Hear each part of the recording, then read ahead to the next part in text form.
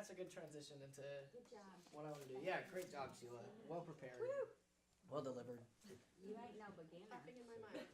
Oh, right. Now I've got to follow that. It's a good thing I've got props. Pops. Wait, really? Well, Totally a props. prop. I'm going to turn it around. Really, I was like, what are you gonna do with that? Yeah, I'm really overselling that. The other side of this board is really not that fantastic. I'm expecting a lot. You may not be able to read it from Don't let me down. I haven't planned it out well. So yeah, that segues nicely into what I want to talk about. And I wrote down some things because as it turns out, people like to win.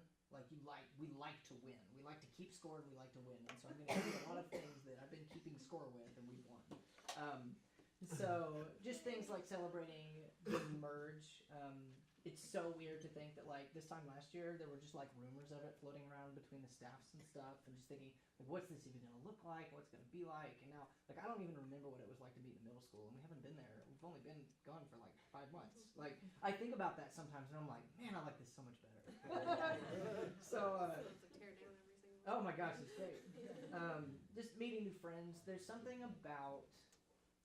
There's a kind of spirit that. And I don't want to say anything negative about the gathering because this isn't a negative thing. It's just we were missing something. Like when we got here, it was like, oh my gosh! Like there's just a certain kind of energy and spirit now. There's like this fullness to the churches that I can't explain. Like there's something very very positive about the two communities being together and the way they complement one another. Like. And again, it's not something I tried. I sat there and thought, what the heck is it that makes this so appealing to me? But I would never go back. I would never turn back. There are certain things that have been difficult. There are certain things that are still adjustments for me even. But I wouldn't trade it for anything because it just feels more complete to me than it has. And so that's a huge celebration. We got a new name. Like I love what Sheila was saying.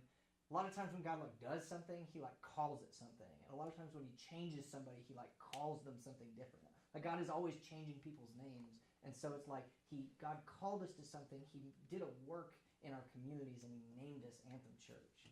And so what's exciting to me about that name is that it's still building meaning. And we revealed our logo this week. And that's still going to, it doesn't mean anything to us yet. It's just a picture on a screen. But eventually you'll look at that and you'll say, this is where my kids were baptized. That's where we went to church when I got married. That's where I went to church when I got saved. Those are the kind of things that people are going to correlate with that name and with that image. And that's why it's so important that we have that. And so that's huge. Again, I just think we're better together. I truly believe that. And not just as a church and a community, but as a worship team. I go back and I listen to what we were doing with my team at the gathering a year ago, and I listened to it going, man, we're so much better than that now. And we took a huge leap forward whenever we got here. And that is a testament to the music culture of both places supporting one another and accelerating into this, and the way that people have really bought into this. That's a huge honor to me. So I truly believe in all ways, a lot of ways we're better together. I don't know why I changed that. It's unnecessary. The other thing that I think is important to mention is just the Liberty folks and y'all's acceptance of me. I know that that's a weird transition.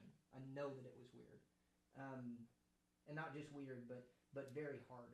And I know that it was not necessarily, by definition, it was two teams kind of joining together and becoming one. But for all practical purposes, it was basically all of y'all joining our team because it's very much still my leadership style and my habits. And a lot of it changed. And we tried to adapt certain things to kind of meet kind of y'all's what we thought was going to be easier for you. But I know that was a transition, and I'm very grateful for it. I'm very grateful that you're kind of weathering that ride with me, because just leadership style change is really, really difficult. It's hard to kind of get used to somebody else's style, and I know that you had to do that, and so I'm very grateful for that. I think that's just a huge win as far as I'm concerned. Our inaugural service was fantastic. It was so cool to see. The stage was full. The worship chorus was on the stage. It was awesome. Gosh, I look back at that footage and I'm like, wow, look at that energy. Like, we're doing things to come try and get back there, but that was a huge success. The room was so full. I'm just going to start firing off stuff. We've introduced 5 new songs since August. Only one of them has been new to both teams. A lot of stuff is just me trying to integrate songs that we already know. But the next coming year, and I'll talk about this later, but we're going to do basically a new song every 4 weeks. Like I've got a process where I like to introduce it, I like to repeat it, I like to give it a break, and I like to do it again. And that fourth week there, we'll just go ahead and introduce a new song. So we're just going to crank out a bunch of stuff this year so we get our rotation freshened up just a little bit. So that's really exciting. The Christmas season was awesome. Christmas time is so hard. Like, you're basically learning a whole bunch of songs for a month. Like, it was exhausting. And y'all did so good with it. Our Christmas Eve service was fantastic.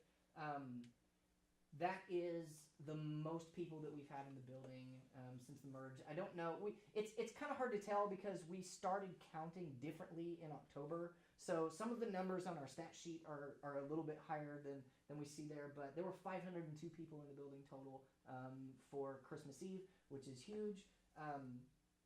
I don't know how much y'all know about attendance. I get to see it every week. But our average attendance for like a chunk of months that I picked in October was about 426. For the last 3 weeks in January, we're at 480. So that's huge. That's not counting the first week because there was like very few people here for January 1st. And I didn't want to bring that great average down. But the last 3 weeks, the last 3 Sundays of the year, we've had the best attendance that we've had at the church. And the thing, like Marcy was saying, there are plenty of people. There are probably 100 people that come here now that were not coming to either church before, and that's so exciting. Yup. I didn't know that. I thought you were going to the gathering for some reason. No. Cool. And the gathering people always think we were going to the We always thought we were going to gather. Okay, so living proof that there are people coming to the church. That's so cool. And again, we don't do it for numbers. We don't do it to have people in the building, but that number is a reflection of the effectiveness of our ministry, and so that's something that we should celebrate. Is that is fantastic growth. If you know anything about church growth and the way that it happens, it doesn't happen like that. So that's super exciting. Okay, I'm gonna turn the board around. I'm gonna tell you about what's on the other side. Don't get too excited. It's just a bunch of words. Yeah.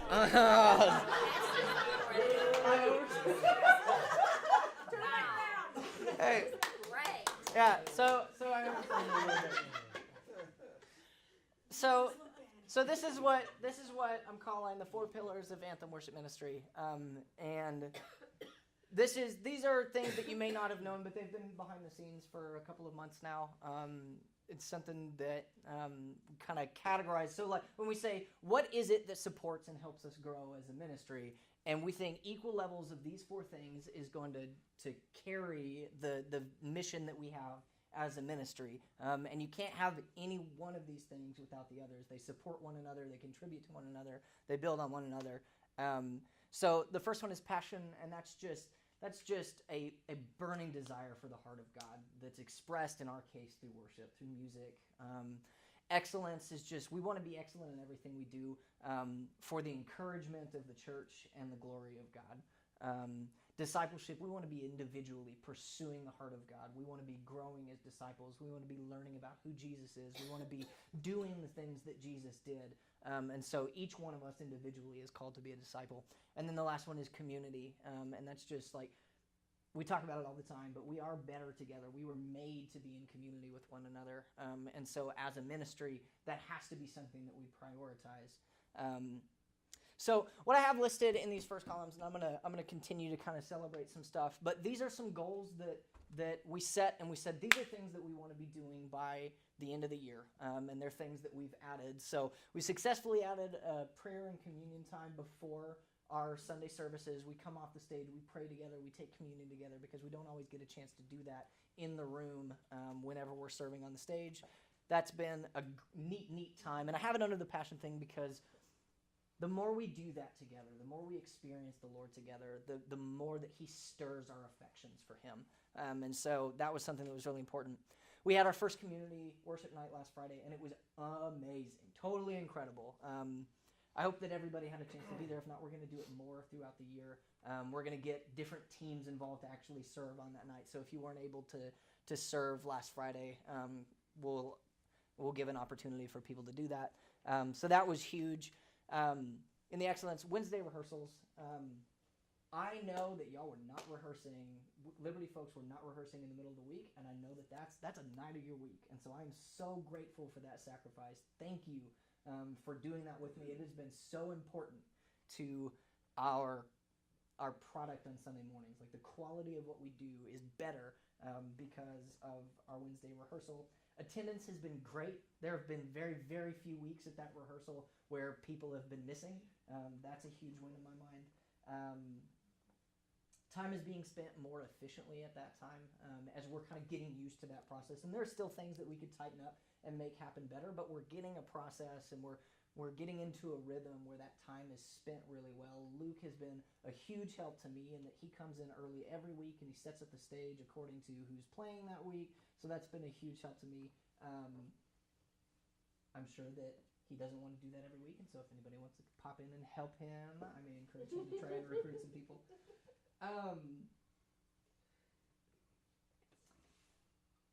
In discipleship, Sheila's been just hitting it out of the park with our devotionals, just like she did tonight. She does that every Wednesday. She drives down from Owasso to do that, even on even on weeks that she's not even scheduled to be here.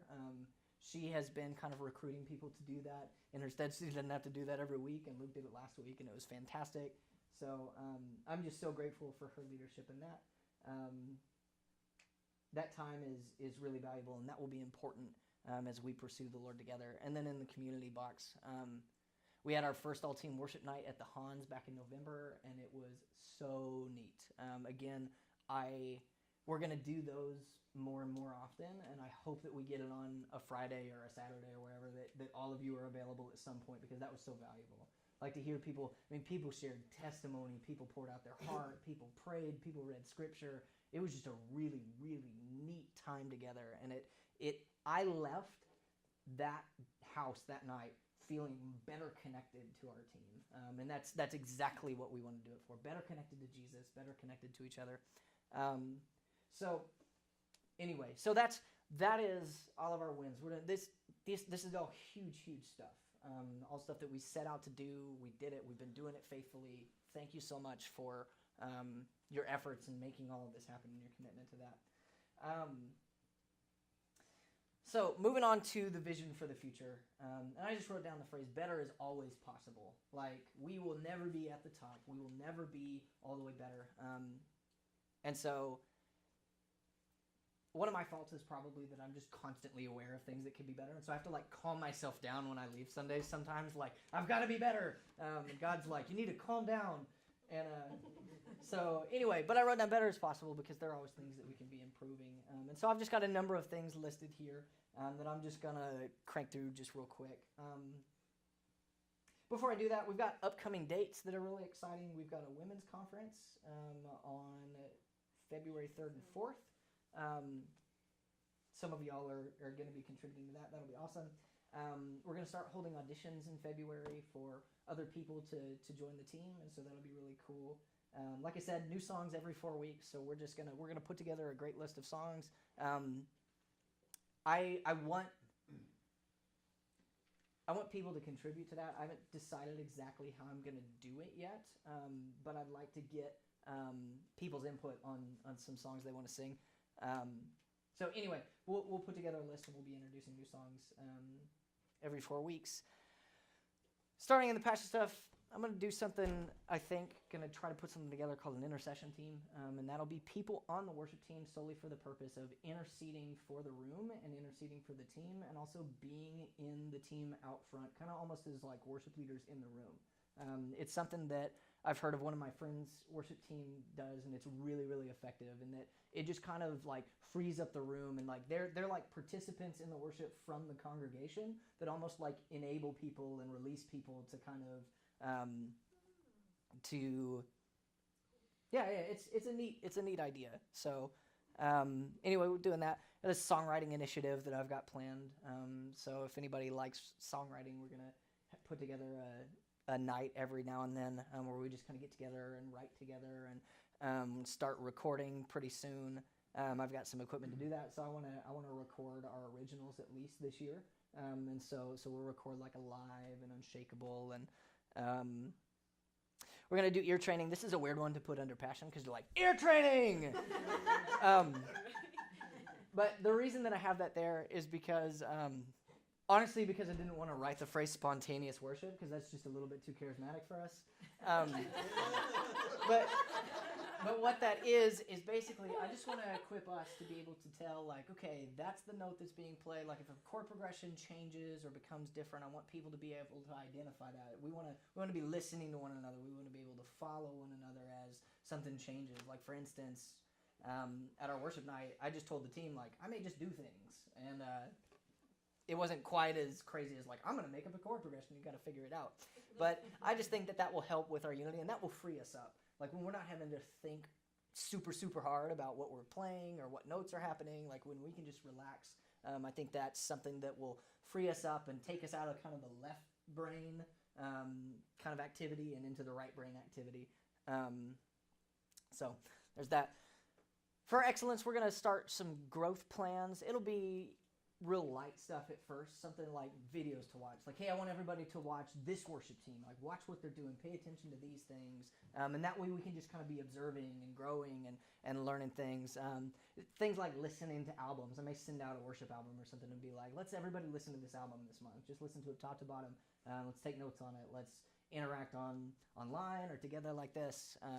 Again, I don't have exactly something worked out yet, but that's something we'll do. We've got a new AV install coming in May. Skylark is a company out of Oklahoma City that's going to help kind of renovate our room in there as far as like the sound system and things. They're going to treat the room so that the sound is just a little bit better evenly distributed and things. So that'll help us on the stage, and that we'll have like personal control over monitors and things. And so if you need something else in your monitor, you can just go turn it up without having to tell the sound person about it and things. So that's super exciting. New songs. I have individual assessment and improvement on here. I'm going to start working. One of the things I love to do is just to like help people get better at what they do musically. And so I'm going to start thinking through and probably putting together a team of people to kind of help me help people grow. Because as musicians, we can always be better at what we do. I can always be better at what I do. And so that will be something that's really important. Just creating good avenues of feedback and encouragement and those kind of things in that. For discipleship stuff, expanded devotional involvement is coming as Sheila kind of gets people, as Sheila finds that people are interested. like not everybody wants to stand up in front of a bunch of people and tell them about the Bible. But that'll be really important for us because it'll get other people involved. It was so cool to hear, like, for instance, Luke's heart last week.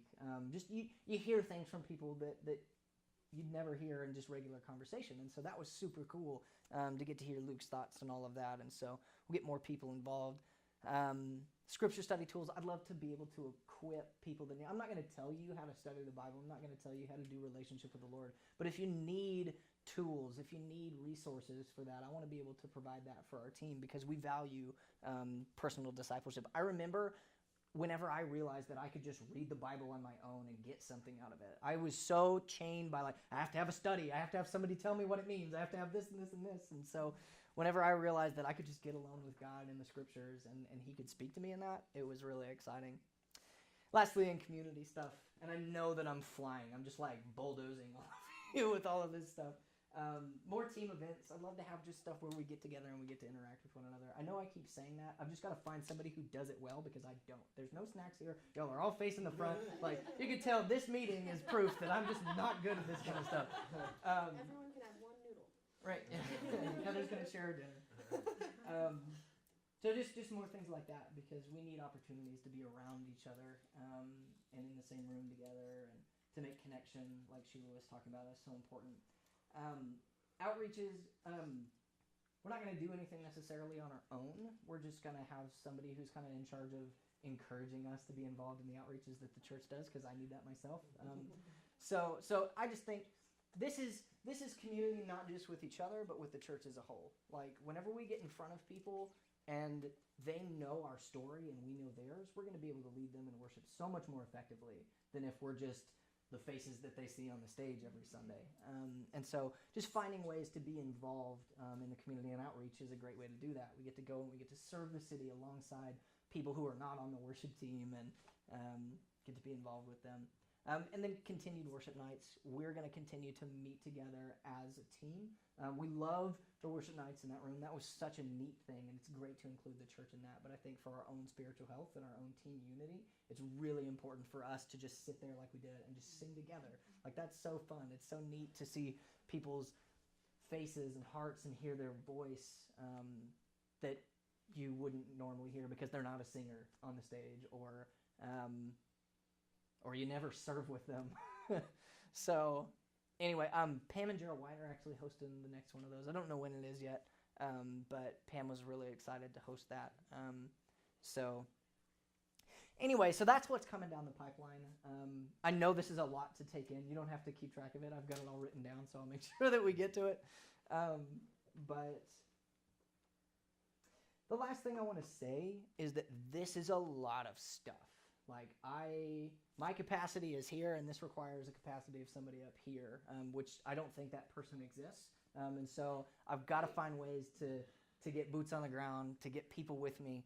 And so if you see any of this and you're like, that excites me, like, I want to be involved in that, how can I do this? Or you see these things, and I'll be rolling out some material that you can have so you can see this kind of stuff printed and what it means and why we value it. We're working on values right now, as far as, I say I'm working on values right now. And hopefully I'm going to include people in that conversation, just as far as what these mean to us. And anyway, so if you see any of this and you're like, I would really love to get involved with that, I need some help. And so I've got some ways that we'll do that. And the reason that Sheila and Luke are helping me out is because they just said something like, I'd like to help with this. And so I'm not like hand-picking people. So if you'll just let me know if you want to help with something, I would love to hear from you. You can email me about any of that. We got emails because Doug is the man. It's just jordan@weareanthem.church. So anyway, that's all the time that I have. I am very grateful for all of you. I didn't say anything about the tech team. Lauren Percival and Alan Martin are here tonight, and both of them have stepped into roles since we merged together, and they're just knocking it out of the park. They're super faithful. They're here a lot on Wednesdays. Alan's here like almost every Wednesday. Even Wednesdays that we don't meet because I forget to tell him that we're not here. And so I know, I got a text when I was in like Stroud or something. He was like, no rehearsal tonight. I'm like, oh my gosh, Alan, I'm so sorry. So anyway, just really grateful for you guys. We can't say thank you enough. We don't say thank you enough because we don't do what we do on Sundays without you guys. So we're really grateful for that. And then the rest of you too. Like, thank you. This is really, really fun.